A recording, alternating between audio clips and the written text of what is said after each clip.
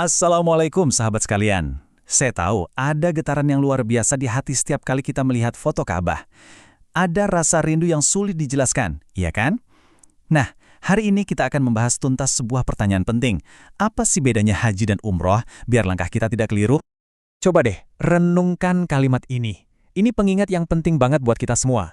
Banyak sekali loh yang sudah bolak-balik umroh, tapi lupa kalau kewajiban hajinya yang utama justru belum gugur sama sekali. Yuk, kita pastikan kita bukan salah satunya. Panggilan ke Baitullah itu memang suci. Kita semua inginkan disebut sebagai Duyufur Rahman, tamu-tamu istimewa Allah. Tapi seringkali niat yang mulia ini jadi terhambat karena kita bingung, dahulukan yang mana ya? Tenang, hari ini izinkan saya membimbing Bapak dan Ibu dengan hati supaya kita paham betul bedanya. Oke, pertama-tama haji dan umrah itu punya kesamaan yang indah banget. Bayangkan keduanya seperti dua gerbang agung menuju ridhonya Allah. Sama-sama diawali dengan niat suci berihram, sama-sama ada tawaf yang bikin hati bergetar saat mengelilingi Ka'bah, dan juga ada sa'i antara Syafa dan Marwah. Nah, setelah kita lihat persamaannya yang indah tadi, sekarang saatnya kita selami lebih dalam lagi. Apa sih perbedaan utamanya? Ini penting banget supaya niat dan persiapan kita benar-benar matang dan tepat sasaran. Ini dia, yang paling mendasar, hukumnya.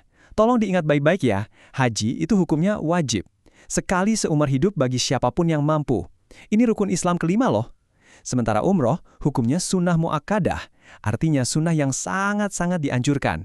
Dua-duanya mulia, tapi level kewajibannya jelas beda. Nah, tabel ini merangkum semuanya dengan jelas. Lihat deh, dari segi waktu, umroh itu fleksibel, seperti pintu yang selalu terbuka sepanjang tahun. Tapi haji sangat eksklusif, cuma bisa di bulan Zulhijjah. Perhatikan juga rukun dan lokasinya. Haji punya rukun tambahan yang jadi puncaknya, yaitu wukuf. Dan lokasinya pun lebih luas, harus ke Arafah, Mina, dan Muzdalifah. Inilah yang bikin haji jadi perjalanan yang lebih panjang dan kompleks. Dan angka ini, 20-40 tahun, ini bukan sekadar angka Bapak Ibu. Ini adalah realita. Ini adalah masa tunggu haji di negara kita. Sebuah penantian yang butuh kesabaran luar biasa, dan seperti yang nanti kita bahas, butuh strategi yang cerdas. Sekarang, kita fokus ke satu hal yang menjadi jantung dan ruh dari ibadah haji. Inilah ritual yang jadi pembeda mutlak, yang benar-benar memisahkan antara haji dan umroh. Inilah dia, wukuf di Arafah. Ini adalah puncaknya ibadah haji, momen di mana jutaan manusia berkumpul di Padang Arafah pada tanggal 9 Dzulhijjah, hanya untuk berdiam diri, berdoa, memohon ampunan. Inilah rukun haji yang paling penting dan tidak bisa digantikan. Dan kalimat ini merangkum segalanya. Ada sebuah kaidah yang sangat jelas dan tegas. Tidak ada wukuf, maka tidak ada haji. Sesederhana itu, tapi sedalam itu maknanya. Kalau rukun yang satu ini terlewat, ya udah, ibadah haji seseorang dianggap tidak sah. Selain wukuf, haji juga punya rangkaian ritual eksklusif lainnya. Ada yang namanya mabit, atau bermalam, di Muzdalifah dan Mina. Terus ada juga lempar jumroh. Semua ini adalah bagian dari perjalanan spiritual dan fisik yang tidak akan kita temukan saat kita umroh. Oke, kita lanjut ke bagian yang gak kalah penting, yaitu meluruskan beberapa pemahaman yang keliru. Supaya apa? Supaya ibadah kita itu didasari ilmu yang benar, bukan cuma karena katanya. Nah, pertanyaan ini pasti sering banget kan kita dengar, katanya kalau umroh pas bulan Ramadan, pahalanya sama dengan haji, jadi nggak perlu haji lagi dong? Ini keraguan yang umum banget di masyarakat. Jawabannya tegas ya, pahala tidak menggugurkan kewajiban. Memang betul ada hadis yang menyebutkan pahalanya luar biasa besar, setara dengan haji.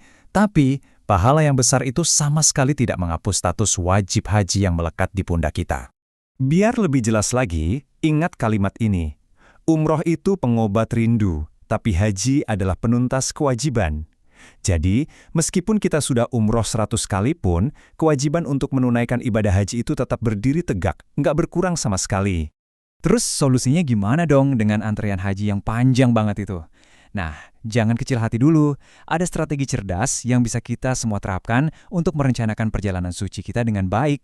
Ini dia peta jalannya. Sederhana kok. Langkah pertama yang paling penting, daftar haji sekarang juga. Jangan ditunda-tunda. Nah, sambil kita sabar menunggu, obati rasa rindu di hati dengan berangkat umroh. Dan yang terpenting, jadikan umroh itu sebagai latihan spiritual dan fisik, supaya pas panggilan haji datang, kita sudah siap lahir batin. Ingat ya, persiapan ke Baitullah itu bukan cuma soal uang. Perjalanannya dimulai dari detik ini juga, dari niat yang kita tanam di hati, dengan mulai menyiapkan fisik, pikiran, dan juga jiwa kita. Sambil menunggu, banyak loh yang bisa kita lakukan. Mulai siapkan fisik, biasakan jalan kaki, siapkan pikiran, mulai rajin belajar manasik haji dan umroh. Dan yang paling utama, siapkan hati kita dengan terus memupuk rasa sabar dan ikhlas. Karena di tanah suci nanti, hati kitalah yang paling diuji. Sebagai penutup, ingatlah ini. Haji adalah sebuah panggilan dari Allah. Tapi, mendaftarkan diri adalah bukti keseriusan kita kepadanya untuk menjawab panggilan itu.